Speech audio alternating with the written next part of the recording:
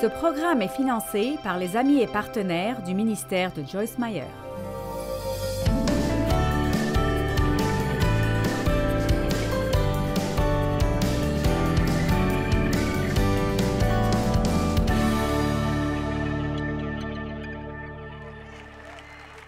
Maintenant, le premier pas vers la plénitude est très simple. Jésus a dit « Venez à moi ». Venez à moi, j'aime ces trois mots. Venez à moi, vous tous qui êtes fatigués et chargés, et je vous donnerai du repos. Alors, puis-je prendre un moment pour dire oui à tous ceux qui sont là, tous ceux qui ne sont pas venus à Jésus? Nous allons vous donner une opportunité de faire cela tout à l'heure, et si vous n'avez pas reçu Christ comme votre sauveur, alors s'il vous plaît ce soir, venez à lui. Et pas besoin d'être au 31. Venez tel que vous êtes. Juste, venez à lui. Venez. Et si vous regardez à la télévision, s'il vous plaît, si votre vie est gâchée, si vous êtes débordé à cause du stress et vous êtes surchargé de peur et d'inquiétude, juste venez. Vous n'avez même pas besoin de comprendre quoi que ce soit. Venez et dites « D'accord Jésus, je viens. Juste, prends-moi tel que je suis et fais quelque chose de moi. Je te veux dans ma vie. » Ça peut être la prière la plus simple que vous avez priée. Et la prière est simplement parler à Dieu. Donc, si vous croyez que Dieu est là, donnez-lui juste une chance d'entrer dans votre vie et voyez ce qu'il peut faire. Venez à moi, vous tous qui êtes fatigués et chargés, et je vous donnerai du repos. Eh bien, alors, même après avoir reçu Christ, quand vous entrez dans ce type de vie où vous peinez, que Dieu ne veut pas que vous viviez, la réponse est de juste arrêter et de venir à lui. Revenez à lui. L'une des raisons pour lesquelles nous n'avons pas la paix que nous devrions avoir est que nous ne prenons pas assez de temps quand nous sommes gênés pour nous arrêter une minute. Même si tu es une mère au foyer qui essaye d'élever 3 ou 4 enfants et tu penses que tu veux t'arracher les cheveux à 9 heures chaque matin, prends juste une petite pause de 2 secondes et dis « Je viens à toi, Jésus ». Maintenant, Jean 7, 37, le dernier jour de la fête, le jour le plus solennel, Jésus se tint devant la foule et lança à pleine voix « Si quelqu'un a soif, qu'il vienne à moi et boive !» J'aime ceci. Il dit « S'il y a quoi que ce soit dont vous avez besoin, quoi que ce soit qui vous fait du mal, la réponse est « Venez à moi ». C'est si simple que nous le manquons. Nous préférons nous mettre en groupe et essayer de décider ce que nous devons faire. Je dis toujours, n'allez pas demander aux autres ce que vous devez faire. Ils ne gèrent même pas leur propre vie comme il faut et vous leur demandez comment vous devez résoudre vos problèmes. Allez chez Dieu d'abord et s'il veut utiliser quelqu'un, qu'il l'utilise. Maintenant, voici certaines des meilleures nouvelles que vous pourriez entendre, spécialement pour ceux qui ne sont pas encore venus à Christ. Alors écoutez ceci, Jean 6, 37. Ceci est juste si beau, c'est un si bon verset. Tous ceux que le Père me donne et me confie viendront à moi, et celui qui vient à moi, je ne le repousserai certainement pas. Je ne refuserai jamais, jamais aucun de ceux qui viennent à moi. Wow, j'aime cela. Wouh! N'est-ce pas un passage merveilleux? Quiconque vient juste à lui, il dit « Je ne refuserai jamais, je ne refuserai jamais aucun de ceux qui viennent à moi. » Vous voyez, vous n'avez pas à vous inquiéter si vous pensez « Je veux réparer cette chose, je donnerai ma vie à Christ. Je veux qu'il vienne dans ma vie. » Ne soyez même pas inquiétés qu'il ne vous prendra pas parce que vous avez fait trop de mal. Il ne vous rejettera jamais, au grand jamais.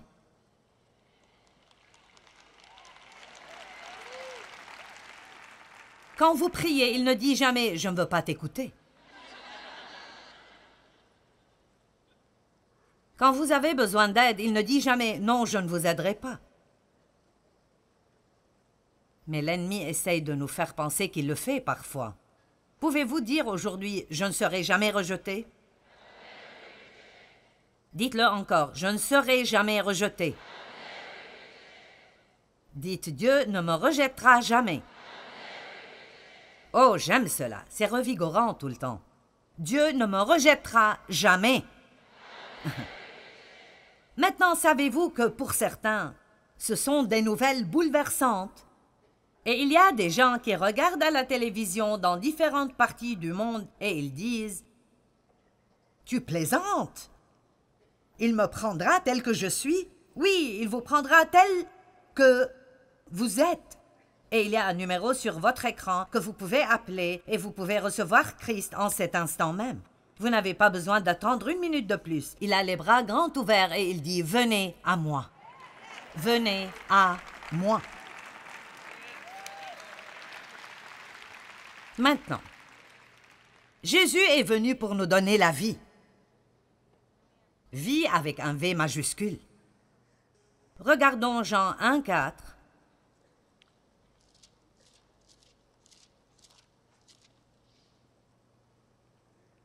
En lui était la vie, V majuscule, et cette vie, V majuscule, était la lumière, L majuscule, des hommes. Pourquoi en majuscule? Parce qu'il parle de Jésus lui-même.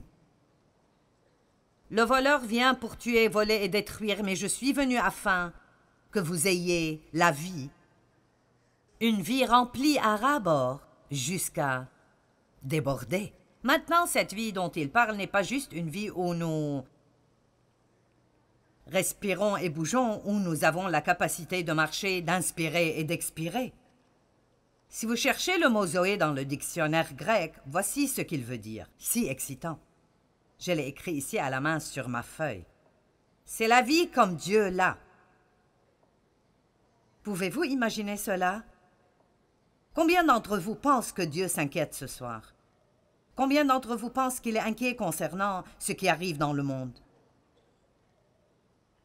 Combien d'entre vous pensent que Dieu est irrité, qu'il est effrayé? Non, il est si plein de vie que rien de cela peut même le pénétrer. Et ce même genre de vie nous est offert. La vie comme Dieu l'a, qui est dans le Père, qu'il a donné au Fils et que le Fils a manifesté au monde. L'homme s'en est éloigné quand il a chuté, et l'homme en est devenu un participant en Christ. C'est sa possession présente à travers sa relation avec Christ, et elle n'est pas juste d'être mobile, mais d'avoir de la force morale, comme la sainteté et la justice. N'est-ce pas merveilleux que Dieu puisse prendre un pécheur constant, spécialement absolument méchant, et lui donner une graine de vie, et le transformer en un enfant de Dieu, saint et juste? Combien pensent que ce sont de bonnes nouvelles? Alors je vous demande vraiment, pourquoi devrions-nous être mécontents? Et parfois nous manquons certains de ces merveilleux versets dans la Bible. Si vous prenez juste le temps de rechercher le mot « vie », c'est vraiment si ahurissant, tout ce qu'il est dit à propos de la vie. Ce genre de vie dont je parle est une vie qui est... Il y a quelque chose qui arrive ici. Et je ne dis pas que vous devez être bêtement heureux tous les jours et dire « Ceci est le jour que le Seigneur a fait, je me réjouirai et je serai heureux ». Je parle de quand vous vous levez et vous avez l'énergie de vouloir vous lever et vivre. Vous voulez que les choses autour de vous soient ordonnées. Vous voulez être bon avec les gens. Vous voulez prendre soin de ce que vous avez. Vous cherchez des idées créatives. Vous voulez sortir et faire quelque chose de bien aujourd'hui. Dieu merci, nous n'avons plus besoin de nous lever et de dire « Oh Dieu, je ne sais pas si je peux supporter une journée de plus. Ceci est plus que ce que je peux supporter. Si je n'ai pas de percée aujourd'hui, je vais devenir folle. » La vie. La vie comme Dieu l'a. La vie Zoé. Et à l'intérieur de nous, elle vient initialement sous la forme d'une graine quand nous recevons le Christ Jésus, le Fils de Dieu. La graine du Dieu Tout-Puissant vient dans notre esprit et elle est arrosée par la parole. Et vous voyez, même ce soir, j'arrose ce qui est déjà en vous avec la parole de Dieu et ça poussera et grandira encore et encore et encore. Et vous allez vous réaliser des choses, c'est comme... Vous savez, si je vous explique cette vie, et je dis, maintenant, tous ceux qui en veulent, restez un peu, je donnerai des piqûres de vie.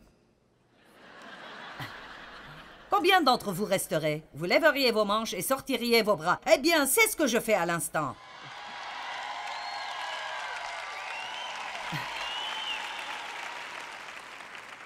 Je ne donne pas des piqûres anti-grippe ce soir, je donne des piqûres de vie ce soir. En lui était la vie, et cette vie était la lumière des hommes, et cette vie devient notre don à travers la relation avec Christ. Dieu merci, j'ai une raison pour être en vie. Et j'aime regarder ce que la parole fait aux gens. Écoutez, quelqu'un qui est déprimé sera libéré ce soir. Quelqu'un de découragé est en train d'être encouragé maintenant. Quelqu'un qui sent qu'il ne peut pas supporter un jour de plus. Maintenant, cette vie vous frappe et vous dites « Je peux faire face à tout ce à quoi je dois faire face parce que le plus grand vit en moi. » Vous voyez, nous avons quelque chose qui arrive en nous et elle essaye de sortir à l'extérieur. Amen. Et je suis là à aider le Saint-Esprit à essayer de faire sortir ce bon fruit. La vie. La vie comme Dieu l'a. Maintenant, je vais quelque part. Suivez-moi. 1 Jean 3, 14. En fait, nous avons déjà fait du chemin. Nous avons un début ici et une fin, et maintenant nous sommes au milieu. Nous savons que nous sommes passés de la mort à la vie, V majuscule, parce que nous aimons nos frères chrétiens. Celui qui n'aime pas demeure, reste comme prisonnier, gardé continuellement dans la mort spirituelle. Wow! Maintenant, voici l'essentiel. Nous avons tous cette vie en nous. Cette vie Zoé. La capacité d'avoir cette vie merveilleuse, mais si vous n'apprenez pas comment vous aimer les uns les autres, alors ce sera refoulé en vous et vous serez remplis de mort spirituelle. Mais voici comment vous pouvez savoir que cette vie vous appartient quand vous apprenez comment aimer les gens. L'amour et la vie, avec un V majuscule, sont la même chose. Alors aujourd'hui, si vous êtes énervé contre quelqu'un, dépassez cela. Si vous ne croyez pas le meilleur à propos des gens, changez d'avis. Si vous devez pardonner à quelqu'un, pardonnez-leur. Si vous êtes offensé, surmontez cela. Vous ne paraissez pas aussi heureux que je voudrais que vous soyez. Eh bien, ce n'est simplement pas juste. D'accord, puis-je vous dire qu'est-ce qui n'est pas juste? Ce qui n'est pas juste est que Jésus a dû monter sur la croix et mourir pour un tas de gens comme nous. C'est ce qui n'est pas juste. Tout le reste, nous pouvons nous en occuper. Dieu est un Dieu de justice et il arrangera les mauvaises choses si nous mettons notre confiance en lui. Amen. Et je ne dis pas que votre peine n'est pas importante pour Dieu. Je ne dis pas que les gens qui vous ont blessés ont raison. Mais je vous dis que nous devons arrêter ces choses. Nous devons commencer à vraiment aimer pour Jésus parce qu'il y a un monde dehors qui meurt et qui va en enfer. Et ils ne sont pas impressionnés par nos autocollants et nos bijoux chrétiens. Nous devons avoir ce qu'ils cherchent. Nous devons savoir comment marcher dans l'amour et traiter les gens comme il faut. Donc, la prochaine fois que certains de vos amis chrétiens disent « Oh, eh bien, vous savez, eh bien, tu sais, ils sont pentecôtistes. Eh bien, tu sais, elles parlent en langue. » Pourquoi ne dites-vous pas « Tu sais, nous ne savons rien en ce qui les concerne. Nous ne savons pas quel type de relation ils ont avec Dieu. Ne jugeons pas et ne critiquons pas les gens. Soyons tous un en Christ. Amen. Amen. Je serai peut-être bonne si vous essayez de me connaître, on ne sait jamais. D'accord, maintenant, comment donc arrivons-nous à cet amour? C'est un beau mot, il fait de bons serments, amène de bons cris, mais comment y arrivons-nous? Comment arrivons-nous finalement au point où nous pouvons marcher dans cela, dans notre vie de tous les jours? 2 Pierre, chapitre 1, nous l'explique très clairement. Nous parlons ce soir d'être spirituellement en bonne santé. Vous venez à Jésus et puis vous décidez de lui dédier votre vie pour apprendre à faire les choses à sa façon au lieu de les faire à votre façon. Ce n'est pas comme un tweet. Cela prendra quelques minutes, d'accord? Alors suivez-moi, vous pouvez le faire. Par sa puissance divine, je suis à 2 Pierre chapitre 1, verset 3. Par sa puissance divine, Dieu nous a donné tout ce qu'il faut, ce dont nous avons besoin pour vivre dans la piété, à travers la connaissance complète de celui qui nous a appelés par la manifestation de sa propre gloire. Eh bien, vous devez disséquer cela pour en profiter plus. Mais il dit, la puissance de Dieu, rien de ce que nous avons fait, mais la force de Dieu nous a donné tout ce dont nous avons besoin pour vivre une merveilleuse vie pieuse. Donc, vous avez tout ce dont vous avez besoin pour vivre une bonne vie. Tout. Elle est en vous. Et elle vient à vous à travers la connaissance complète et personnelle de Jésus-Christ. Maintenant, ne soyez pas satisfaits par la foi de quelqu'un d'autre. Ne soyez pas satisfaits par le fait d'appeler quelqu'un d'autre pour qu'il cherche vos versets tout le temps. Cherchez-les vous-même. Amen. À chaque fois que vous avez besoin de prière, ne vous mettez pas toujours dans la file de prière. Après un temps, soyez ceux qui prient pour les autres. Nous avons tous besoin de prière, mais j'essaie d'expliquer que plus nous connaissons Dieu profondément, plus nous réalisons ces choses. Et ainsi, au verset 4, il nous assure, donc il nous donne les plus grandes et les plus précieuses promesses, afin que par elles, vous fuyiez du déclin moral et de la corruption qui existe dans le monde par, et j'aime ceci, l'égoïsme et la convoitise. Donc, il dit que tous les dégâts qui arrivent dans le monde, toute la pourriture, toute la corruption, elle est là à cause de la convoitise, à cause du désir et de l'avidité et de l'égoïsme, l'égocentrisme. Ils sont tous là. Mais nous avons été délivrés de tout cela à travers la mort de Christ. Allez, dites, je peux être délivré de moi-même. Dites-le de nouveau, je peux être délivré de moi-même. Et deveniez participants de la nature divine. Donc, je peux être libéré de moi-même et je peux en fait commencer à vivre et à agir comme Dieu voudrait que j'agisse. Je peux agir comme son enfant. Pour cette raison même, maintenant, les 3, 4, 5 versets suivants que je vous lirai sont très importants. Ils disent, voici ce que Dieu a donné. Donc, comment est-ce que vous libérez cela dans votre vie? Êtes-vous prêts? Pour cette raison même, ajoutez votre diligence aux promesses. Faites tous vos efforts. Mon Dieu! Une dame m'a demandé l'autre jour, et ceci est juste classique.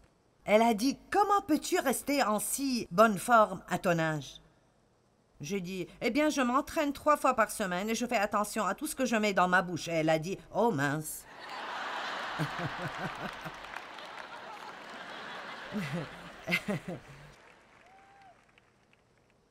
Et vous savez, nous devons faire attention à ce je veux, mais nous voulons que ce je veux nous soit donné par osmose. Nous ne voulons pas avoir à faire quoi que ce soit pour l'obtenir. Eh bien, n'y a-t-il pas de façon d'avoir des muscles sans s'entraîner? Y a-t-il une façon de juste manger jour et nuit et de manger quoi que ce soit et toujours ressembler à Twiggy? Non! Sauf si vous avez une maladie.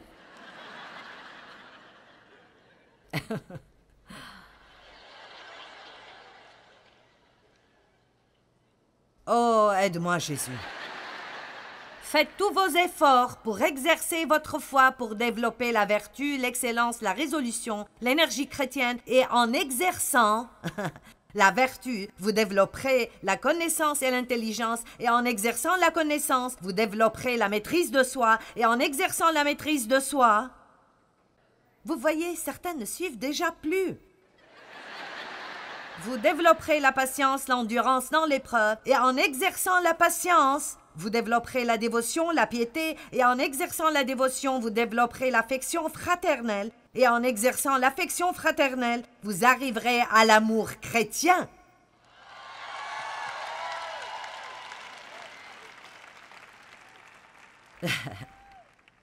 Donc laissez-moi juste vous dire, peu importe combien de messages merveilleux je vous prêche à propos de partir d'ici et de sortir et d'aimer tout le monde, ça n'arrivera pas. Pas avant que vous sortiez cette liste. La première chose que vous devez avoir est la connaissance. La première chose que vous voulez connaître est lui. Pas juste savoir ce que Dieu peut faire pour vous, mais le connaître et la force de sa résurrection, connaître le caractère de Dieu et combien il est incroyablement merveilleux. Et être si reconnaissant pour votre salut que vous pouvez à peine vous contrôler. Et puis vous ajoutez plus de diligence, et vous exercez cela. Et vous ajoutez plus de diligence, et vous exercez cela. Laissez-moi vous dire quelque chose à propos de ce livre. Mes paroles, elles sont esprit et elles sont vie, a dit Jésus. Maintenant, je pense que je n'ai certainement pas toutes les connaissances de la révélation de la parole de Dieu, mais je comprends la puissance qui est dans la parole. Et c'est pour cela que je fais ce que je fais, parce que je regarde comment la parole de Dieu change les gens, comment elle change l'expression sur vos visages, comment la lumière vient dans les yeux des gens quand vous partagez la parole. Je regarde les larmes couler parfois quand les gens comprennent finalement que Dieu les aime et que ce n'est pas trop tard pour eux. J'entends les témoignages qui viennent encore et encore et encore et encore. Je connais la puissance qui est dans la parole, mais je sens aussi que j'ai un mandat de Dieu en ce temps dans ma vie pour partager aussi avec vous que je ne pense pas que vous pouvez sortir ce dont vous avez besoin de ce livre si vous ne faites que laisser quelqu'un d'autre vous en nourrir à la cuillère.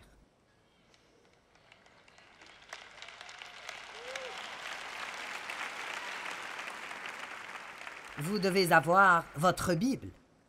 Vous devez avoir votre temps avec Dieu.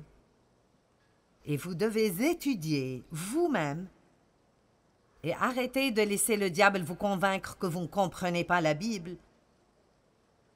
Parce que le Saint-Esprit vous enseignera. Il est votre enseignant. Et c'est pour cela que nous défions les gens de commencer pendant 30 jours, 30 minutes par jour, à prendre un verset à la fois, pour enseigner et montrer aux gens les choses merveilleuses qui sont dans la parole de Dieu. Parce que Dieu m'a dit un jour, tu dis aux gens tout le temps, lisez la Bible, lisez la Bible, lisez la Bible. Mais les gens lisent pour la quantité, ils ne lisent pas pour la qualité. C'est juste comme une course. Tu sais, je veux lire ce nombre de chapitres chaque jour, alors je lis la parole aujourd'hui. Gloire à Dieu, il faut lire la parole chaque jour. Eh bien, qu'avez-vous appris? Qu'avez-vous appris? Avez-vous appris quelque chose? Et alors, s'il vous plaît, ne pensez pas que vous devrez avoir le genre de vie que Dieu veut que vous ayez juste parce que vous avez lu un tweet le matin, un post sur Facebook, vous écoutez un petit sermon de 15 minutes, ou vous visitez peut-être une église une fois par semaine et vous dormez pendant la moitié du sermon. Et puis, vous vous demandez pourquoi vous n'avez aucune victoire. Allez, il y a quelque chose pour quoi se battre. Il y a une vie qui vaut le coup d'être vécue. Il y a quelque chose pour quoi vous pouvez vous lever. Il y a une raison de se lever tôt et de passer du temps avec Dieu. Votre vie.